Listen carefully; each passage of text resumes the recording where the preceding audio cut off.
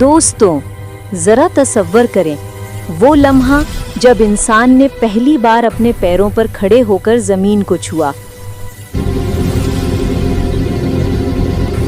جب اس نے اپنے ہاتھوں سے کھانا بنایا، آگ پکڑی اور اپنے خاندان کے ساتھ پہلا گھر بنایا۔ یہ لمحہ وہ آغاز تھا جس نے انسان کو محض ایک زندہ مخلوق سے ایک باعزت سوچ رکھنے والی مخلوق میں بدل دیا۔ یہ وہ لمحہ ہے جس سے آج کی ہماری زندگی، ہماری سوچ اور ہماری تہذیب کی بنیاد پڑی۔ آئیے اس سفر میں ہم چلتے ہیں ان لمحات کی طرف جب انسان نے اپنی زندگی کی پہلی سانسیں زمین پر لیں اور ایک نئی دنیا کی تشکیل شروع کی۔ پچھلی قسط میں ہم نے دیکھا کہ زمین کیسے وجود میں آئی، پانی کیسے آیا اور زندگی کا پہلا خلیہ کس طرح پیدا ہوا، سمندری زندگی سے لے کر خشکی تک اور آخر کار انسان کی بنیاد تک۔ مگر دوستوں، انسان کی پیدائش کے بعد زندگی کی اصل کہانی شروع ہوتی ہے۔ یہ کہانی ہے انسان کی ابتدائی زندگی کی، اس کے خاندان، قبیلے، اوزار، شکار، ابتدائی ثقافت اور انسانی شعور کے ابھار کی۔ آج کی قسط میں ہم دیکھیں گے انسان نے اپنی زندگی کا آغاز کیسے کیا، ابتدائی انسان کی بقا کی جدوجہد، شکار، کھانا اور اوزار، پہلا معاشرہ، خاندان اور سماجی ڈھانچہ، ایمان اور روحانی پہلو، اور وہ لمحات جب انسان نے اپنی زندگی کی سمت منتخب کی۔ دوستو، یہ قسط ایک لمبی، دلچسپ اور معلوماتی کہانی ہے جو آپ کی سوچ کو انسان کی اصل زندگی کی طرف لے جائے گی۔ تقریباً 3 لاکھ سال پہلے ہومو سیپینز وجود میں آیا۔ یہ انسان نہ صرف جسمانی طور پر مضبوط تھا بلکہ ذہنی طور پر بھی سوچنے والا، سمجھنے والا اور شعور رکھنے والا تھا۔ وہ غاروں میں رہتے تھے۔ رات کے اندھیرے میں آگ کی چمک ان کے خوف کو کم کرتی تھی۔ دن میں وہ شکار کرتے، پودوں کو جمع کرتے اور پانی کے ذرائع تلاش کرتے۔ اسلام ہمیں بتاتا ہے کہ انسان کو علم دیا گیا، نام سکھائے گئے اور آدم علیہ السلام کو جنت سے زمین پر بھیجا گیا۔ سائنس کہتی ہے ابتدائی انسان نے اپنے ماحول کو سمجھنا اور اس میں بقا حاصل کرنا سیکھا۔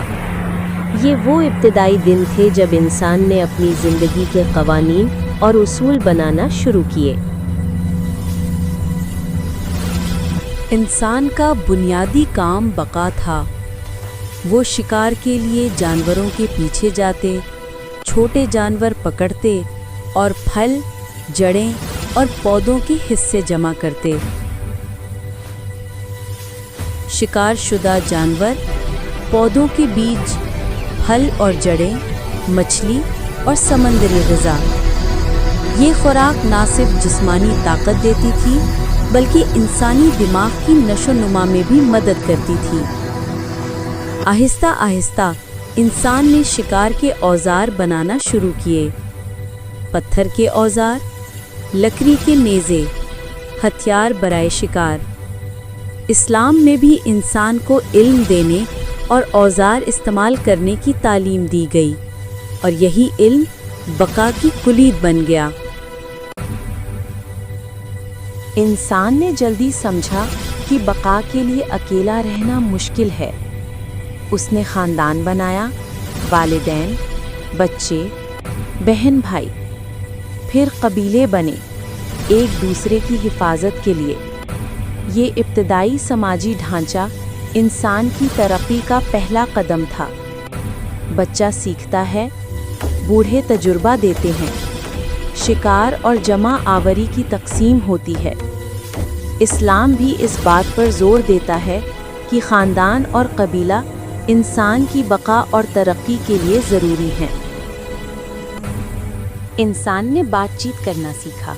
ابتدائی آوازیں، اشارے اور بعد میں ابتدائی الفاظ، سب نے سماجی رابطہ ممکن بنایا۔ یہ زبان انسان کو پیچیدہ سوچ، منصوبہ بندی اور جذبات کا اظہار کرنے کی طاقت دیتی تھی۔ سائنس کہتی ہے زبان انسان کو دوسرے جانوروں سے ممتاز کرتی ہے۔ ایمان کہتا ہے علم اور بات چیت اللہ تعالیٰ کی دی ہوئی نعمت ہے۔ इंसान ने सिर्फ जिंदा रहना नहीं सीखा, बल्कि अपने जज्बात और कहानियों को बयान करना भी शुरू किया। गारों की दीवारें तस्वीरों से सजीं, शिकार के मनाजिर, जानवरों की शक्लें, इब्तिदाई रस्म व रिवाज। ये इब्तिदाई फ़न और सकाफ़त इंसान की रूहानी ज़िंदगी की झलक भी देती थी। इस्लाम भी इंसान की तख्लीकी सलाहियत और फ़हम को तस्लीम करता है। इंसान ने आग को दरियाफ्त किया, रात के अंधेरे में रोशनी के लिए, जानवरों से हिफाजत के लिए, खाना पकाने के लिए। आग ने न सिर्फ जिस्मानी बका मुमकिन बनाई, बल्कि इंसानी दिमाग की तरक्की को भी फ़रोग़ दिया। इस्लाम में इंसान को ज़मीन पर तरक्की देने और वसाइल इस्तेमाल करने की तालीम दी गई। इंसान ने पत्थर, लकड़ी और हड्डी से औजार बनाए, शिकार के लिए नेज़े, खाना काटने के लिए चाकू, मकानात बनाने के लिए हथियार। ये औजार इंसान को शिकार में कामयाब बनाते और कबीले की बका मुमकिन करते। साइंस इसे इंसानी तरक्की की बुनियाद कहती है। ईमान इसे अल्लाह ताला की हिकमत से हासिल होने वाले इल्म का हिस्सा। इंसान ने तजर्बात से सीखना शुरू किया। कौन सा जानवर ख़तरनाक है, कौन सा पौधा खुराक के काबिल है, मौसम का अंदाज़ा कैसे लगाया जाए।